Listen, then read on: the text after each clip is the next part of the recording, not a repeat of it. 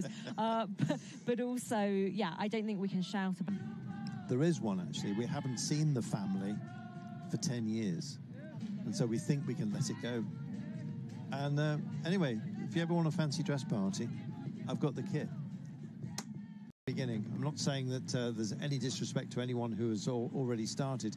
It's just that right now you're starting to approach near specialists, and then we will have very much specialists coming on a little bit later on. Niba is doing a fantastic job. This is the biggest day of her cycling career, dare I say it. Doesn't matter what you've done before, if you're representing your nation at your home world championships for the first time in Africa, this is magnificent. It's huge for Niba in every sense of it, and we're just keeping an eagle eye on this road surface, aren't we? And I'm sure she is just desperate to get to the end of this cobbled section now. But she's the national TT champion, isn't she? And she is first off the ramp for Rwanda today at this level of world championships. It just couldn't mean more to her. And we saw a smile, for anyone that might have missed that in the coverage earlier, we saw a smile on that start ramp, an acceptance, an acknowledgement of every bit of support and tension and magnitude that was there for this rider. And yeah, she's within the last 2K now. Paladin dominating the opening intermediate, as you can see, for Italy. That really is almost a turnaround, I think you might say. We're seeing a gap of about 40 seconds for Paladin, 37 seconds, I beg your pardon, over Frolova. Niba, though, she did a phenomenal job at that point. I'm still suspicious about exactly the same time between with Ferreira and Niba, but we'll have a real time at the end. And Niba is about to just crest this. She's only 1,500 meters away from the finish, but look at this grind. The cobbles haven't stopped. Yeah, and we're just seeing how long this section is. And again, I think, we can all, the riders, team managers, we can look on paper, but until you've done the full recon, until you've done race day, this is a long section to contend with. And people would have looked at so many technical elements today in terms of their setup. Tyre pressure is going to be something people are looking at for this segment. And the setup, how often can you stay in the skis in the full TT position? And you can see Niba here just contending with these cobbles and on the lower setup of the bars. Well, we did say between 45 and 50 minutes for some of the riders here, and this is going to be a decent time, actually, by Niba. But I'm actually looking at the shock waves which are going through her body at the moment. She is not relenting at all. She's still got 1,200 meters to go. This does ease up a little bit. She'll get back to regular asphalt in a few moments' time. But I actually fear for some of the cobbles here. I'm not quite sure how well used this road is. If it's newer, it's worse because some of the cobbles will be sharper on the sides. Can you imagine the heartbreak of getting a puncture late on some of that surface? Finally, she sees the Flamme Rouge, and her day is about to draw to a close. And we will offer up our own applause for what has been a fantastic run for her. Into the barrier section right now, a couple of curves to take, and then she will draw her run at this opening elite women's time trial to a close. And I've got to say, chapeau to her. Chapeau. She's done a brilliant ride. She's back into that TT position. She's back on smooth tarmac off of that cobbled segment. And she's got 600, well, she's coming up to 500 meters to...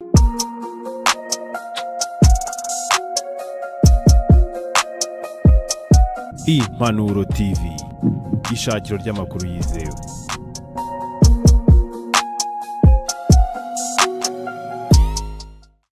Of course, the UCI, and we welcome you to this land of 1,000 hills. We will be live and with you fully, if you're just lining us up, at 10 past the hour. So for now, enjoy.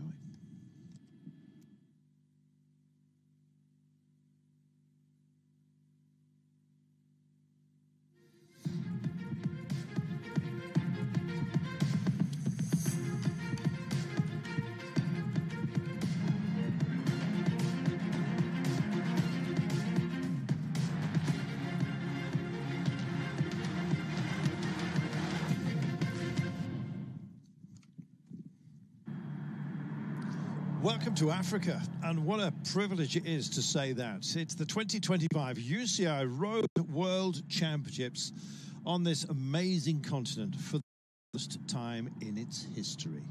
We're in Rwanda, the spectacular Kigali, a place where there has been settlements dating back to 8,000 BC.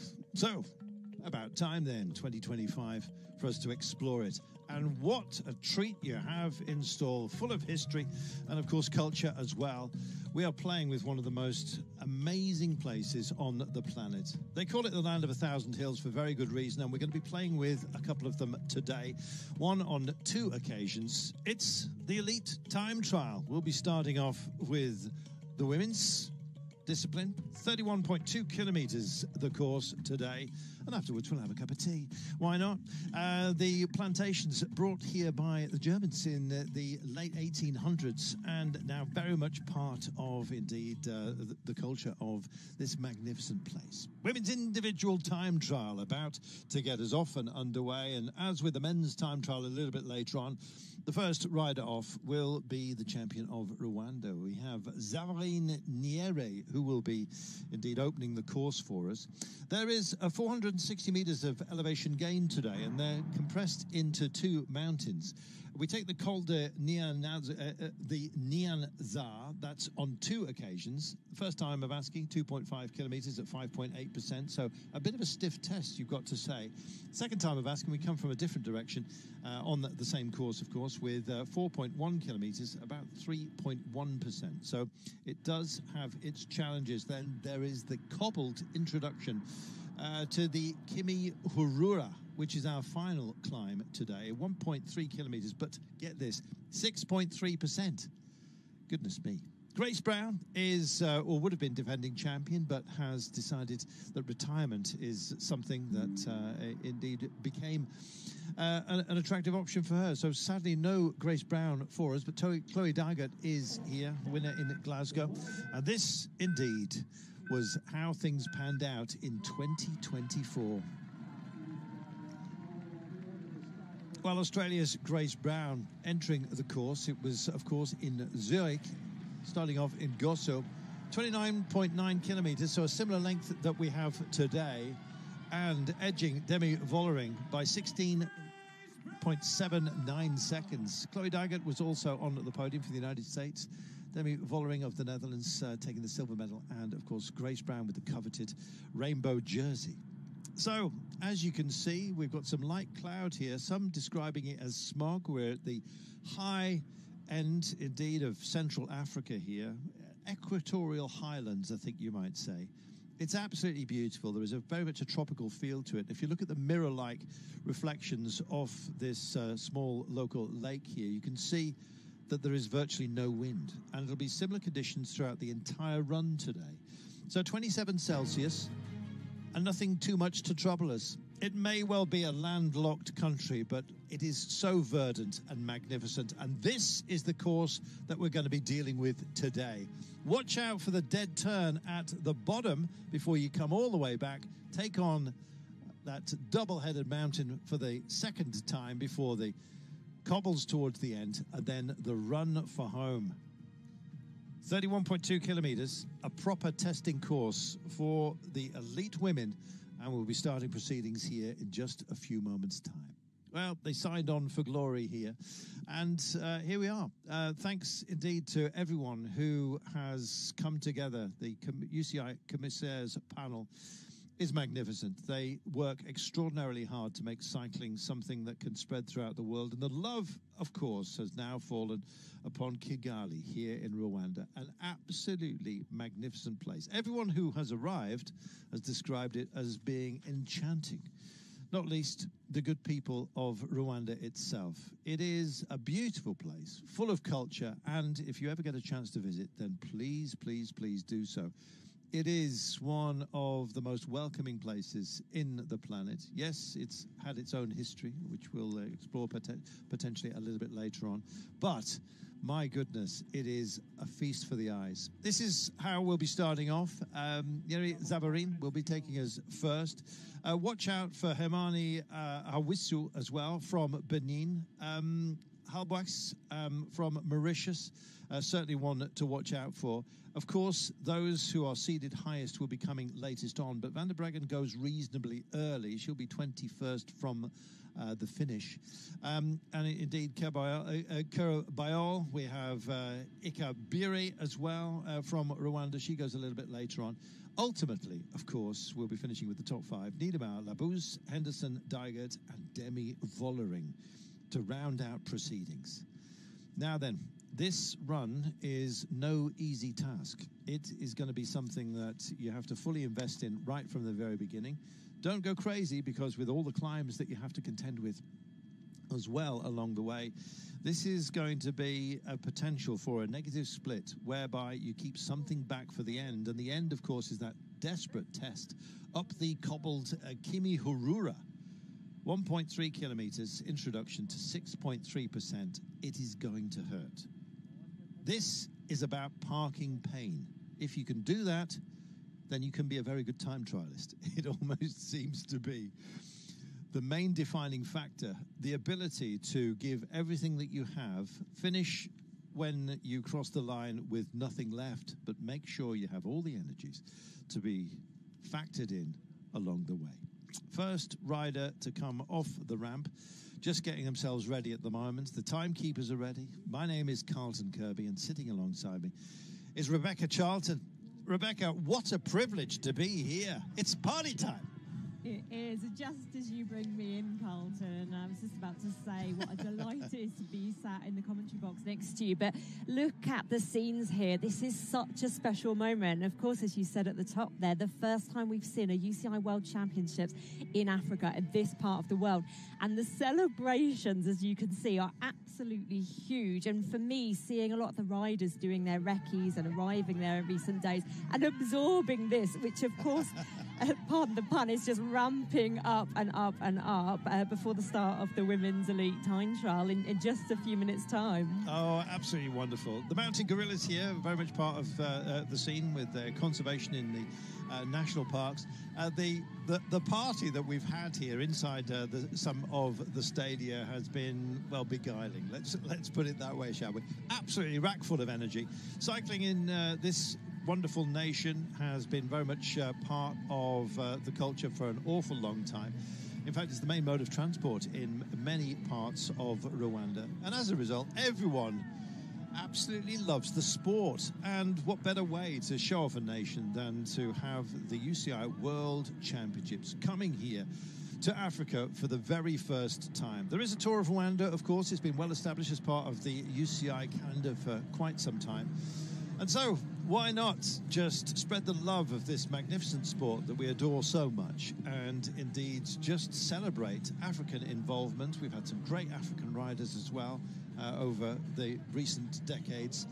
Time for us to show it off and go racing with the women's individual time trial.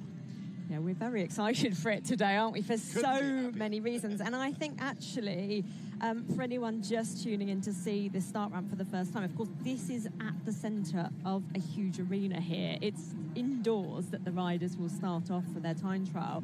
And I think it's just adding to the sense of occasion. And as you said there, with the Tour of Rwanda, the crowds and the support roadside for that are absolutely huge. And this is, of course, anticipated to be even bigger than that. So we're going to see such crowd support, and it means so much to this part of the world, doesn't it?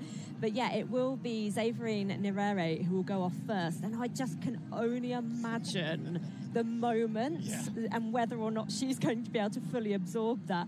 But as you said there, of course, she's the national champion for Rwanda in the individual time trial. She took third in the road race as well. So it'll be really interesting to see her take to the start today. And as I say, it means so much around this race as well. It transcends the race, I think, the impact this will have, of course. It does. She's got about 3 minutes to go. Nervous times, and you can see it as well. She's had more hugs, I think, than perhaps a sumo wrestler. She is ready to get off and underway. There's so much goodwill. I mean, this is a huge thing. And just listen to this amazing crescendo to get us started. It's giving me goosebumps already, Carlton, honestly.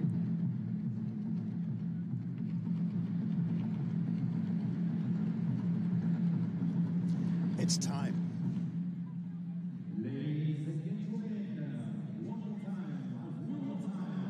Well, what a responsibility as well, falling on the shoulders of Zavarine Nirere.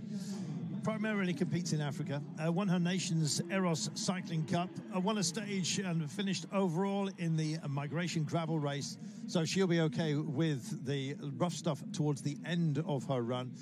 Got herself 2 medals in the national championships, won the overall title in the Pipakawis Muga Build Wedo Oik Tour in Namibia.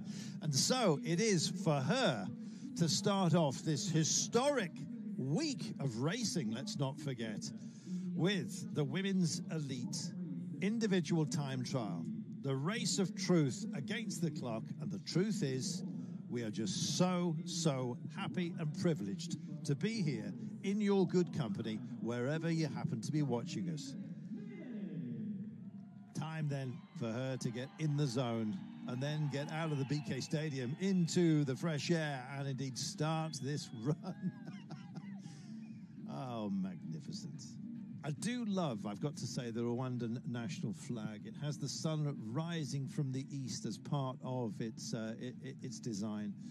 And kind of a nation reborn, I think you might say, and it very much feels that way. There's a real youth and vigor about this country, and you're going to see that when they scream her off the line, when the clock indeed counts her in. 30-second margin.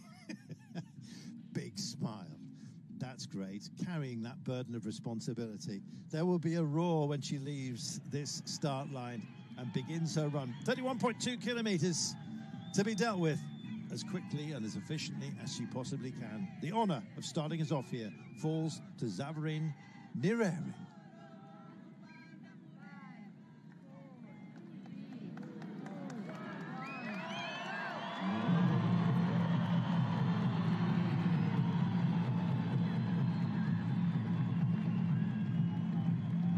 Absolutely fabulous. She emerges into the light in front of the hordes that will line our route today. And she takes on what is a historic moment, but also quite a technical introduction to what is a long run of 31.2 kilometers. Now, because of the climbing, we shall wait to see our predictions as far as the length of each of these individual runs. But by the time they finish, they will know that they have been fully tested. Taking it gingerly, of course, at first. Last thing you want is to get yourself unstuck on some of those technical corners. But there's some rises and falls to this course today, some of which are extraordinarily significant. They'll be going off at 3-minute margin. I think the first is 2.5-minute margins, I beg your pardon, for this run. And here we are, 2 intermediate splits for the women's. The markers will be after 10.6 kilometres at 19, and then for the full 26. So we'll keep tabs. She needs to settle herself in, kind of put behind her the stadium that she's just left, and then start to invoke that thing that time trialists get into, known as the zone. Absolutely. I absolutely loved the fact that she was allowing herself to enjoy that moment. Quite evidently, she had a smile, didn't she, on that start ramp? And it's such a historic moment for her, for everybody involved. It's huge. And yeah, I can imagine it's such a fine balance to absorb that moment, but as you say, go straight into that full focus. And yeah, loads to dissect in terms of what lies ahead on the course today. Yeah. Very happy because it's my home. It's a big story for my country, also for me. Yeah, I'm very excited. It's so fun. What is going to happen here during the week? It's going to be crazy. A lot of people. Yeah, it's a lot of people. Everyone wants to see the Porgy, the world champion. Yeah.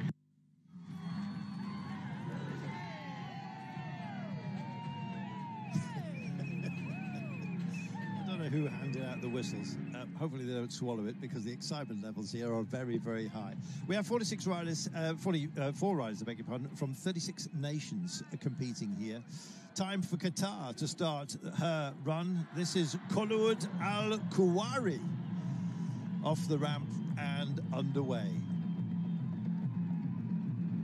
Absolutely spectacular. I love the fact that the World Championships respects all nations, all champions. There will be some great divergence in terms of the times that we achieve at the end, but representing your nation, celebrating cycling, it's what the UCI World Championships are all about.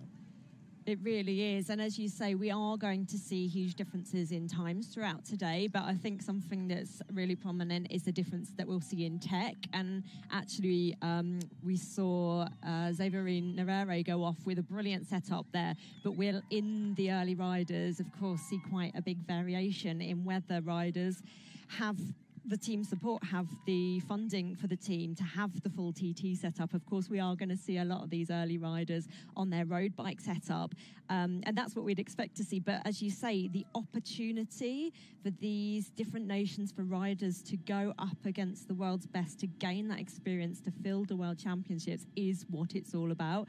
So it'll be interesting to see the different technology that we see on the lineup today. And Yeri, still with 29 kilometres of her run to be taken. Wide open highways at the moment. As you can see, the road surfaces here are absolutely impeccable. They've been looking forward to and preparing for these Road World Championships for such a long time. And this nation, after its troubles, of course, with the genocide in 1994, has rebuilt itself with the care and attention, I think, of the world, really. And the goodwill that has poured onto this nation is absolutely huge. And it just shows you how regeneration and, indeed, looking towards the future can actually bring an amazing nation, which is what we're dealing with here. Rwanda, I urge you to come and visit. It is spectacularly friendly. And, indeed, when you look at the countryside here as well, there is so much for you to enjoy. Today, of course, we're going to be playing with the roads, but we'll have some spectacular shots, and we'll be taking you around Rwanda as well to enjoy. Ethiopia, also noted as a great cycling country as well. We've had some terrific riders come out of Ethiopia. And this is Ser Kalem Watango about to get underway. There's a lot of support has come from all the African nations to make sure that they give their riders an amazing send-off. Yeah, there really has. And you look at the qualification process for the UCI World Championships, and there are opportunities, as we nodded to before, for riders to have representation, that they are able to have a spot for their nation to line up. And of course, we've known that this is going to be the first time for a little while now that we would see the championships take part in Africa. And so there's been so many of these nations able to prepare to field this. And we've said, time and time again already how special this is. But we've also had the brilliant work of Team Africa Rising. Since 2007, they have been working on the development originally in Rwanda, known as Team Rwanda Cycling, but it's further expanded in that time to really focus on under-23 junior development so that these young riders are ready to field at this level. Absolutely. And as you look at Watango from Ethiopia, she is just 23 years of age. On est arrivé il y a 3 jours avec l'équipe du chrono mixte. Voilà, on a passé, I've been here for 3 days. I'm very much looking forward to the mixed TT later on. It's super lovely here. It's everyone's been so kind. We've been out having a ride. We're exploring. I've been sweating a lot as well, to be honest. I think it's going to be super demanding, really very hard, and with the altitude and the humidity as well. I believe that it's going to be one of the toughest championship runs of my career. That was Cédrine Kerbayon, who earned her place at her third World Championships after a strong season where she finished 8th overall in the Tour de France, you might remember. She's also French national champion. Earlier in the season, she won the national title for the second time in her career. And, beating her compatriot, Juliette Labousse. I'm really excited to see Cédrine Kerbayon in action today because I think what we have learned, if nothing else, over the last couple of seasons is not how well she can climb, but how much she keeps the pressure on descents as well. So keep an eye out for Cédrine.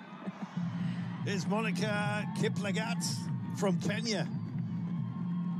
Do you know what? I think the drumming send-off is getting bigger and bigger as everyone just gets the flavour.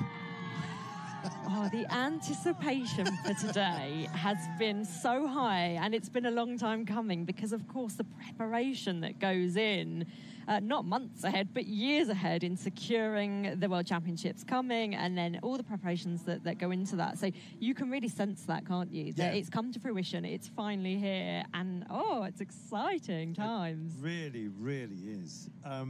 I mean, when you look down the roster of nations that are here, this is, if nothing else, at least in the early stages, a massive celebration of cycling itself. I mean, look at the fans at the side of the road and how much respect as well they are giving the riders. This is an unusual thing, of course, for the entire African continent to have such an amazing event come and grace this sport in a heartland, I've got to say, of cycling. Then it's a privilege for us to witness, and of course for the fans to be able to cheer on in this one of the most populous nations, I think, in all of Africa. Completely. And as you said, we're going to start getting a gauge with our intermediate time checks, aren't we, of who's going to go into the hot seat, who might stay around in that hot seat for quite some time today, because of course sometimes we do see an early rider sit in that position for quite some time. And it was interesting, wasn't it, looking down the start order at who's perhaps going off when.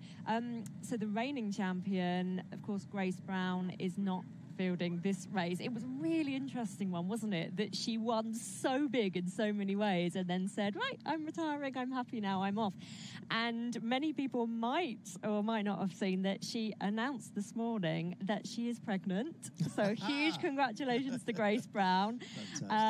And it was such a joyful post because she said, you know, I am really excited to see a new world champion crowned today, somebody else take this jersey, and it's not going to fit me for much longer, and I'm not going to be able to stay in the time trial position for much longer because I'm having a baby. So huge congratulations to Grace Brown. Grace, if you're watching, it's been a pleasure to watch you, and best of luck. It's a wonderful time you've got coming. Here is Lobokpo Congo from Botswana, off and underway. Yes, she was in the Mbega Charity Cycling Challenge, the activation ride. So presumably starting a whole new raft of yet more races, where she got herself a top 10. And as a youngster, this is going to be huge for her. Next up will be Natalia Frolova, one of the individual neutral athletes that will be getting us off and underway. The first benchmark, I think, and possibly somebody that may well find quite a few riders out there, will be Harmony Ahowisu from Benin. One of, I think, not amongst the favourites, but two-time Benin champion, extraordinarily. Of all the African riders, I think she's possibly going to be one of the very best. And she lines up with other very strong time trialists. Just completed the Maryland Cycling Classic in Baltimore, so starting to indeed go global as well, which is what this is all about. Bringing yet more African athletes to the pro peloton, be that women's or indeed men's, is very much an aim. This is a sport that celebrates the individual. It also celebrates national pride. And there have been many countries that have actually moved to cycling as a form of national promotion. And you've got to say that Rwanda has done that really well with excellent racing in this country for many years. Yeah, for a long time now, we've really seen that development, haven't we? And its presence has just been so known on the world stage of cycling, and the amount of work they're putting in to develop this sport. And I think that is what's quite prominent when you look at the early starters today, is that if you do look down their palmares and their list of results, they are a lot sparser, I guess. They're more sparse than we'll see at the pointy end of the action. But as you say, there's a lot of context to that, and we've got a lot of these early riders who fielded bigger races and not finished them, but gaining that experience is just so crucial to that development, as you say, not only for individuals but for them as an entire nation. So yeah, the leveling up of these riders today, this is a big deal. Frolova coming off the ramp to start her run. These guys' arms are going to start hurting a little bit later on. I mean, Can you imagine the impact on those wrists? I think they've put in so much training. They are ready, Colton. I think they are. But having said that, I mean, talking about measuring efforts today with this course, I think they're going to have to start looking at measuring their effort there with the impact on the arm and wrist area. But no, jokes aside, I think it's going to be really interesting to look at the pacing. Of course, in our sport, we see a lot of short time trials, perhaps part of Grand Tours and multi-stage races. But today, this is a really important measured effort. And you've talked about the nature of the climbing and the elevation gain today. And in the land of 1,000 hills, it's not a small feat to make sure you pace it on the climbs. But really pivotal to that, when you look at all the elements that we're throwing at riders today, is the fact that they are riding at altitude at 1,500 meters. Also, you're looking at things like the air quality and actually going into the red too early on the ascent with that pressure, I guess, to recover for the rest of the effort. Pacing is going to be so critical. And again, we'll have riders that have done a lot of full recce's, riders that haven't, people that have acclimatized, people that have had less time to do that. Also, when we look to the latter part of our field today and our later starters, it's really interesting to look at who's been fielding all the stage races, who's been maybe hiding and coming in a little bit fresher, having perhaps done more altitude training. So I'm really excited to see some of the unknowns answered today because, pacing is going to be critical in this part of the world. Well, this is the Volcano National Park, Rwanda's northern province, a place of legend, really, you might say. Mist-covered peaks is what it's all about. The walking and indeed some of the wildlife that you will come across is absolutely outstanding. Take yourself a local guide, by the way, if you are coming to these parts.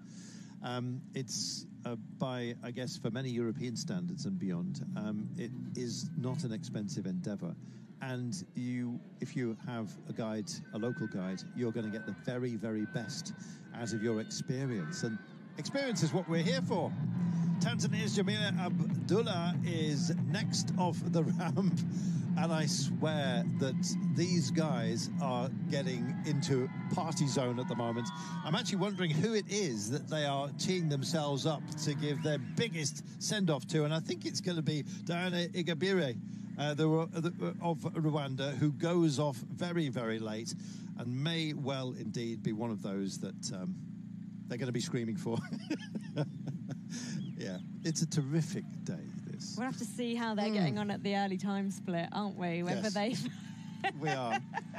Well, we've still got some time to go. Last rider will be coming off the ramp at 10 past midday local time. That's the same as Central European time. The latitude was explained to Rebecca this earlier on. There's no Thanks, Carlton. There's no time gap if you leave Europe and head due south. There's no jet lag, so fill your boots, get to Kigali. You've answered all my questions now about international travel. We have two split. Shocking to me. Yes, exactly. Well, that just shows you how long in the tooth we are and how youthful and exuberant these athletes are. Frolova is busy eating into the 2.5-minute athletes. No surprise, really, this individual neutral athlete, Natalia Frolova. She's got a palmarès about her and clearly the strongest of our early starters, so we'll see what her benchmark is. I think that will give us a real measure of how we go on from here.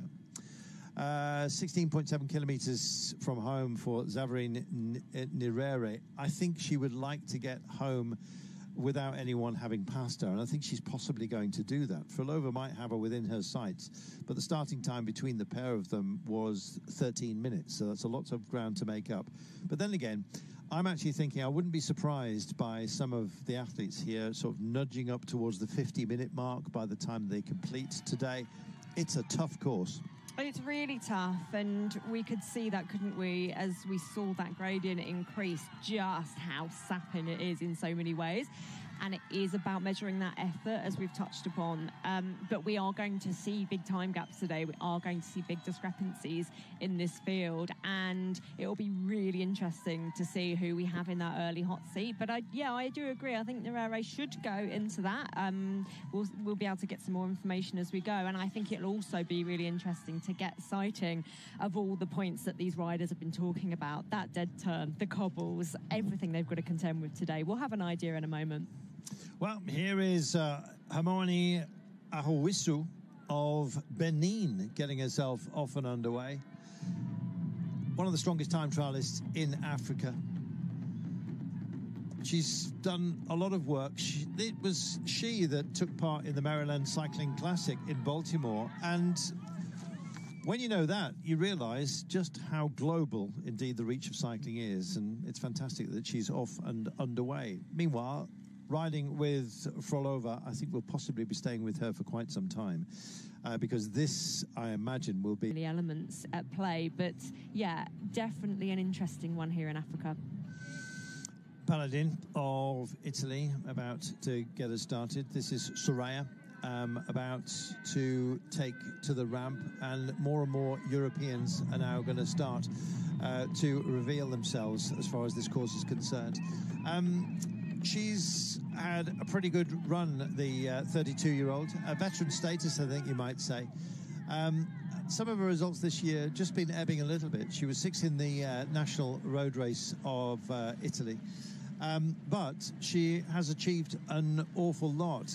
Second in the Navarro Women's Elite Classic behind Kat Ferguson, actually, of Movistar. So Paladin can actually pull it out of the bag on occasion.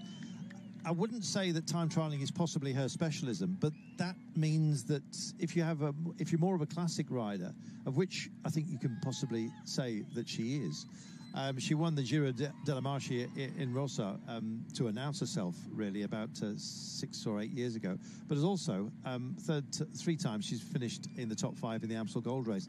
That gives you a sense of the sort of classic nature that has attracted some riders. It's actually put a few off as well, I must say. Some of the pure time trialists have said this is too tough for them and haven't made the trip. But it's opened it up. There's a wider field of riders who could actually achieve here.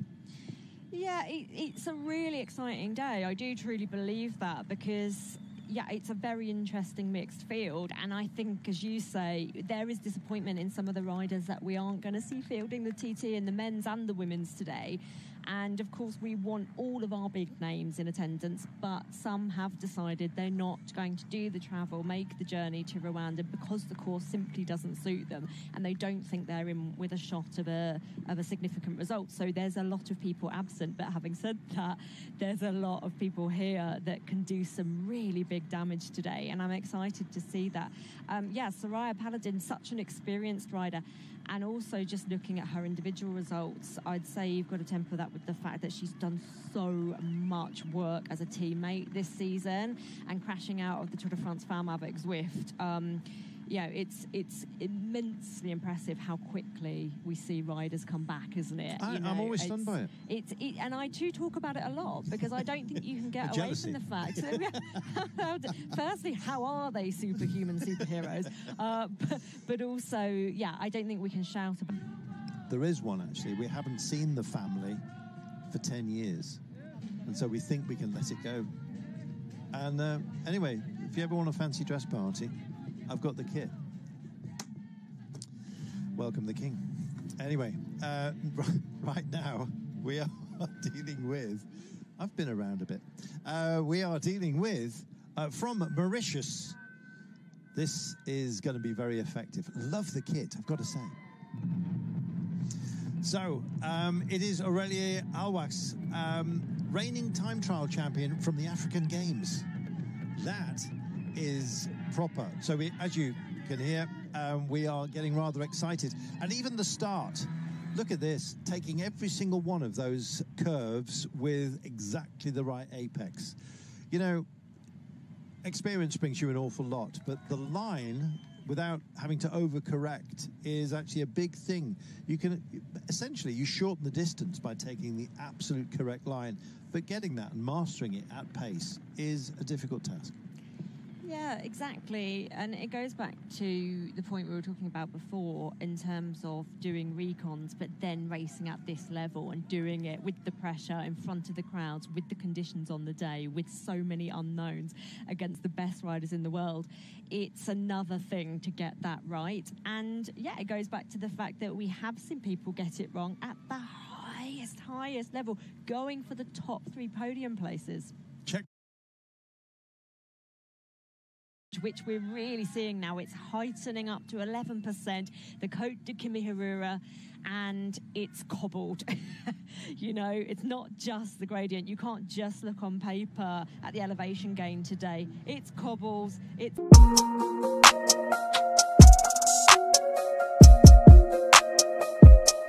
Impanuro TV, ishakiro ry'amakuru yizewe.